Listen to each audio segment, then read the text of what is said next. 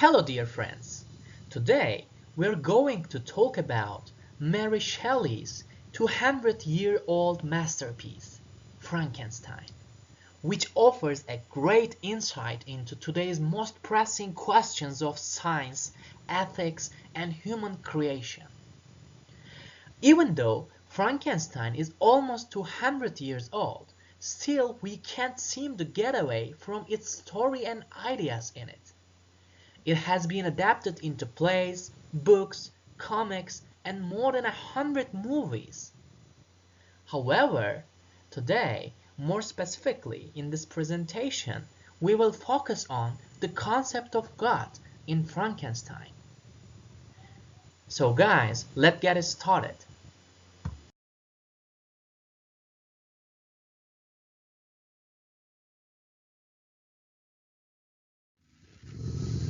And here's the content of my presentation.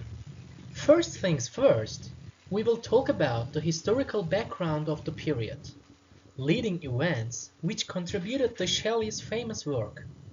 And then we're going to talk about our author Mary Shelley briefly. And then finally, we will focus on the concept of God and try to analyze this theme with the help of quotations from the novel. As I mentioned before, Frankenstein has been adapted in many plays, books, comics, and films. So in the picture, you can see a theater banner in London.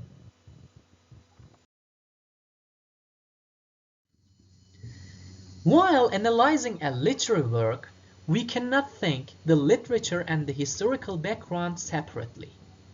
Therefore, in order to understand Frankenstein better, let's take a brief look at the historical background of Frankenstein. What was happening while Frankenstein was written by Mary Shelley? Frankenstein was first published in 1880, and in these years, world has been witnessing rapid developments, promising great possibilities. Explorers was exploring the unknown places. Industrial revolution was going on. Natural sciences was advancing rapidly. Steamboats came into operation. In other words, this was a very fast production and development period. On the other hand, with major increases in industrial production, the situation in the labor front was dire. People from children to old were all working long hours for low wages. Moreover, this was a period of rising struggle for human rights. The novel bears the characteristics of this lively and anxious period. In the pictures below, you can see the symbol pictures for Industrial Revolution, rising human rights, and French Revolution. These all contributed a lot to Mary Shelley's masterpiece, Frankenstein.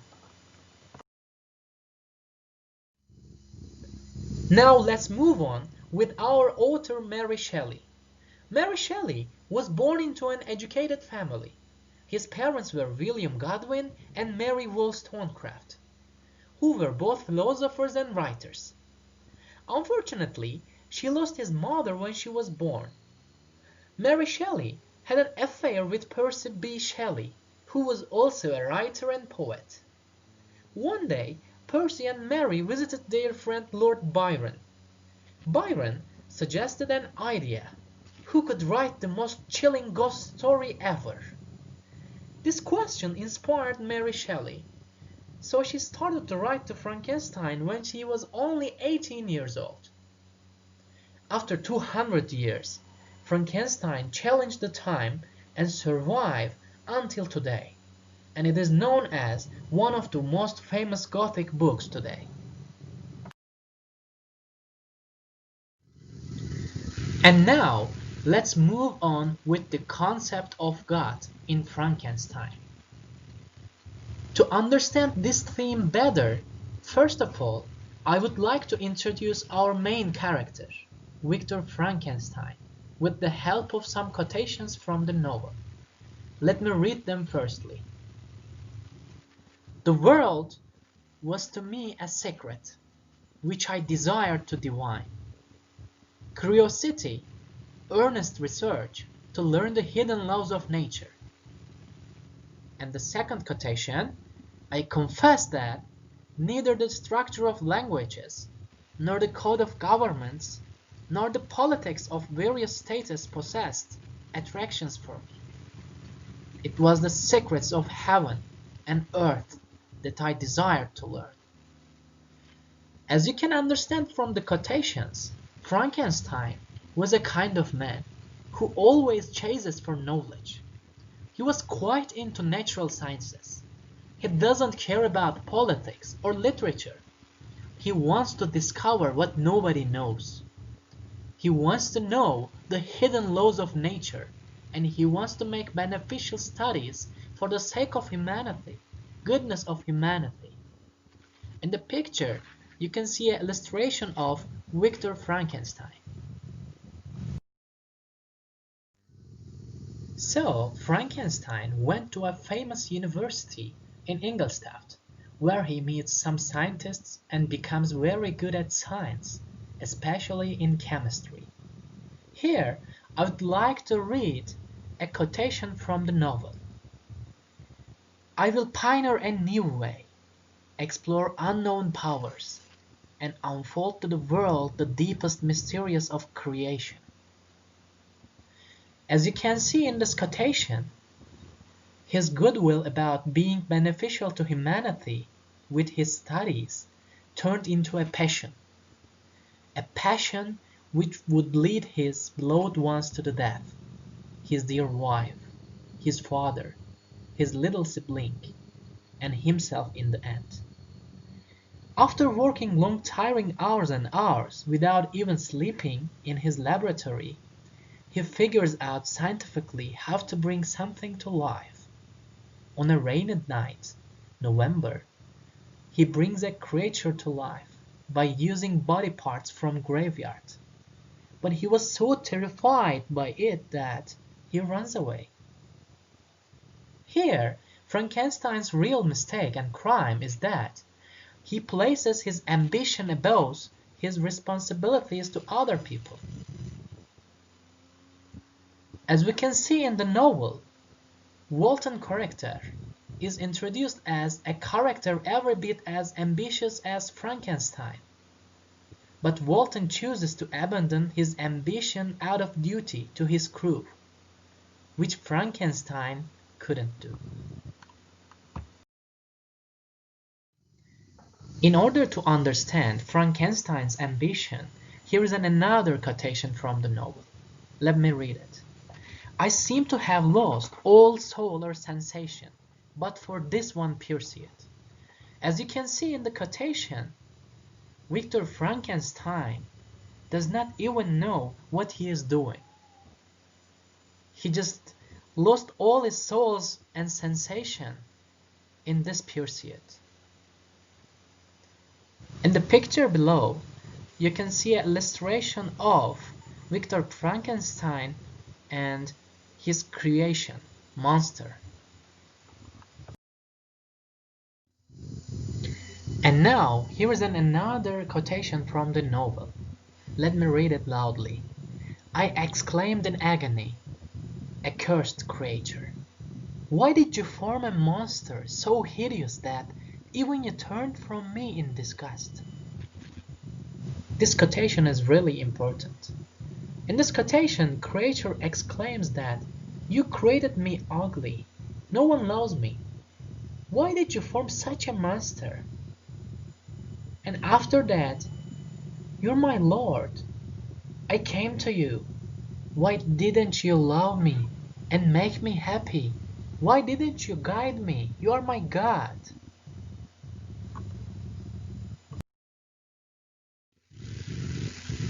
And now, I share a wonderful quotation from the novel with you.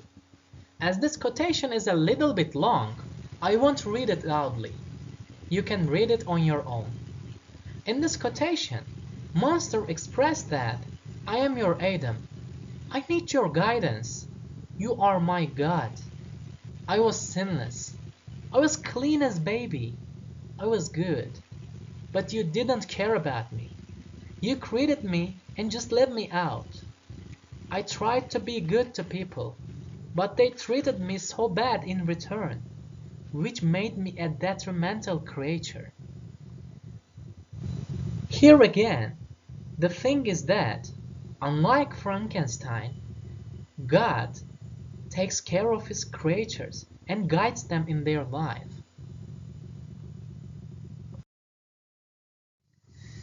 Let's go on our analysis with another quotation from the novel. Let me read it. Remember that I have power.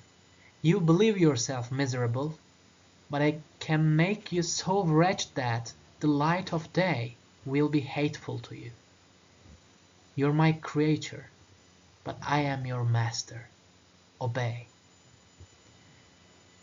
As you can see from this beautiful quotation, after all, Frankenstein is still a helpless human being. Yes, he makes a creature. He gives life to a creature. But still, he doesn't know the hidden laws of this nature. That's the difference. He plays God, but he doesn't even judge his creature. On the other hand, God knows and rules over everything. God is the most powerful. He doesn't need begging from his creatures. Now lastly, I would like to read one more excellent quotation from the novel. Farewell, Walton. Seek happiness in tranquility, and avoid ambition, even if it be only the apparently innocent one of distinguishing yourself in science and discoveries. Here we see that Frankenstein understands everything, but it is too late. He's lying on his bed and he's going to die in a few minutes. What we understand from this quotation is that, as humans, working hard is quite important for being appreciated by others. However, the thing is that, as humans, we shouldn't try to interfere with gods. We shouldn't try to harm to natural order in this world. As humans, we shouldn't let our ambitions go beyond to our limitations. In brief, we shouldn't play God and try to enjoy this life. And finally here, you can see the references that I benefit from while preparing my presentation. Thank you all for listening to me.